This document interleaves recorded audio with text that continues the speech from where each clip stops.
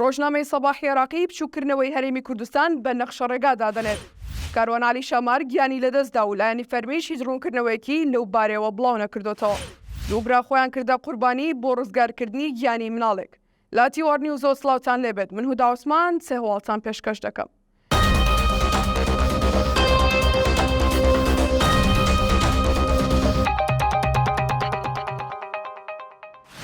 ڕۆژنامەی سەباحی عێراقی لە چاپی ئەمڕۆیدا لە زاری یاساناسێکەوە بڵاوی کردوتەوە بڕیارەکانی دادگای فیدراڵی دژی هەرێمی کوردستان دەستورین و چەکوشێکی بەهێزی دادگاکە بووە تا هەرێم حەجمی خۆی بسانێت.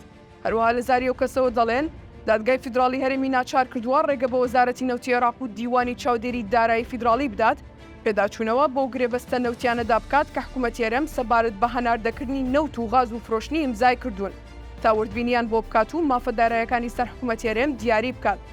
لە کۆتاییشدا دەڵێت کە بڕکەی هەرێم لەگەڵ حکوومەتەکانی ناوەن لەسەر بنەمای نەتەوەیی بووە بۆ شکستێنانی پرۆژەی سیاسی قەومی بۆ هۆی شکستی ئیدارەی حکوومەتی هەرێم لە ڕووی ئابووری و سیاسی و کۆمەڵایەتیەوە. ئازایەتیەکەش دەگەڕێتەوە بۆ چەکوشەکەی دادگا و سەرۆکی دادگای باڵای فیدراڵی کە هەرێمیان خەبەر کردەوە و ناچاریکردن ملکەچی ئیرادەی عەقڵ و لۆژیک بن. ئەمڕۆ سکرتێری ڕۆژنامەوانی لاهور شێخ جەنگی بە ناوی کاروان عەلی شامار بەهۆی ڕووداوی هاتوچۆوە گیان لەدەست دەدا.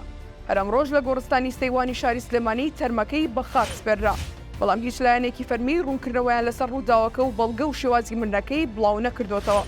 دوو گەنجی خەڵکی کەرکووک کە لە نەتەوەی تورکمان و برایی یەکسر بوون بە مەبەستی بەسەربردنی کاتێکی خۆش ڕۆیان لە سەیرانگای دووکان کردبوو.